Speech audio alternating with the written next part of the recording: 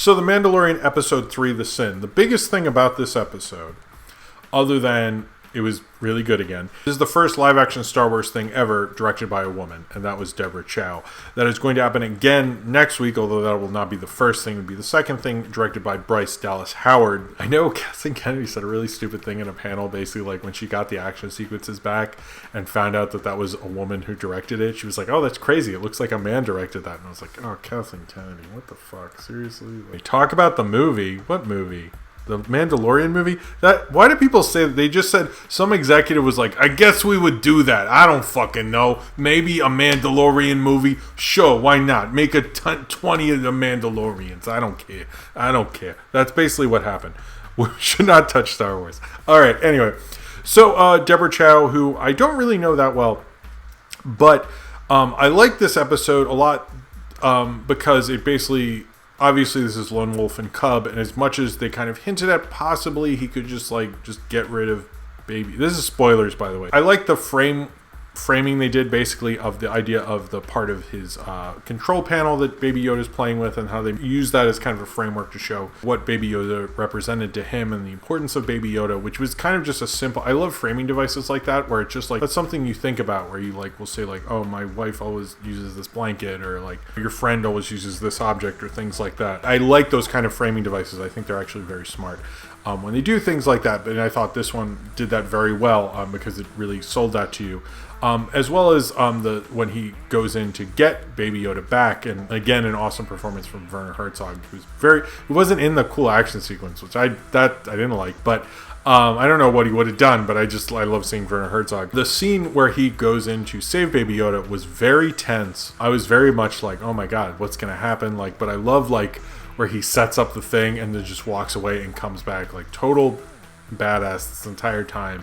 I liked when he walked out with the more armor. There's so much in the lore, and that kind of ice cream box with Niji Kichu mentioned. They have a lot of kind of deep lore things within this show, but I also like how they set up the idea, the whole culture of the Mandalorians, how only one of them can be out at the same time, the idea that they were taken out in kind of a post-Clone Wars kind of world, and how that's affected him. And of course that generation would have been very affected by the Clone Wars, and it's interesting that they're really getting into stuff like that, and really understanding how basically the events of the Star Wars films has affected people who live in that galaxy, which very much this character Mando, I guess we're calling him, has been, and how that's affected how he views Baby Yoda and what he should do with Baby Yoda. We still don't know what Werner Herzog is behind or anything like that, but what I really liked about this is it showed you Mando has a soul, but you also see that he is a bounty hunter, and he could have just bounced and got rid of Baby Yoda, but instead he chose not to. He chose to save Baby Yoda, and that says a lot about him as a person, and it says a lot about the Mandalorians, is that they were able to kind of help him in that awesome sequence towards the end. I loved all the action in this, particularly the getting him out of it. When all the Mandalorians show up, I thought that was sort of lame, but I did think they did it pretty well. Supposedly one of the characters everyone thinks is Jon Favreau's voice. There's some debate about that, and I haven't really checked IMDb or anything.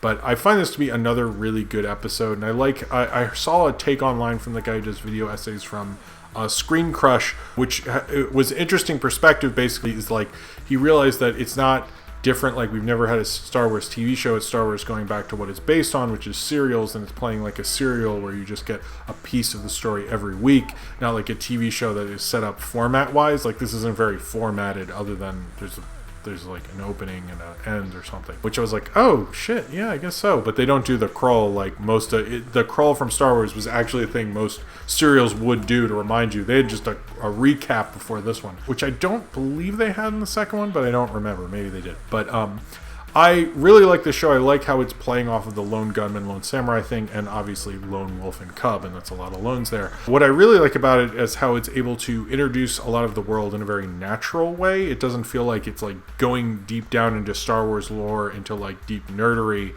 but it feels more interesting than that. I still like Baby Yoda, but I mainly like Mando, and I like what they're doing with his character and what they're saying about him and what's happened to the Mandalorian since then. We kind of just get peeks into that.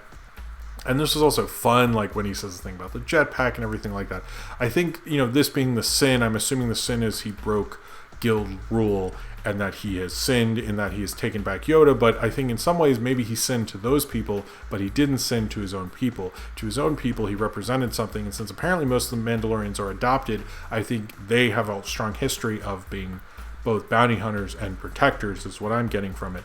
And I think as a protector and a protector of people and the innocent, he's trying to save this little guy who definitely needs help, who needs to be saved and taken away from whatever this weird faction of old empire really is. He doesn't really know. He doesn't, by the way. He tries to find out, obviously, and he doesn't.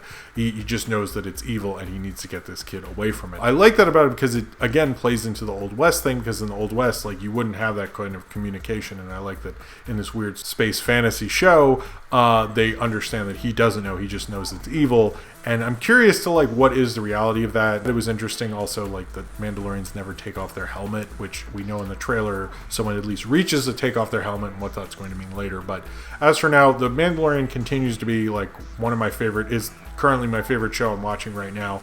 And specifically because it continues to be like the classic kind of amazing storytelling that's original Star Wars really was back in the day, which was about being a samurai western kind of a thing rather than being just a sci-fi thing. And I think this shows those influences better than anything, but it also has really well laid out action sequences and stuff, and it made me excited for Deborah Chow. Is like, who is this director, before saying something stupid like Kathleen Kennedy did. So I'm excited for more of this show, and I'm liking who they're picking for each episode. It feels like everyone's like been perfectly encapsulating each episode, and they've been able to be like sort of different things while sort of the same picture, and I think they've done a great job with that.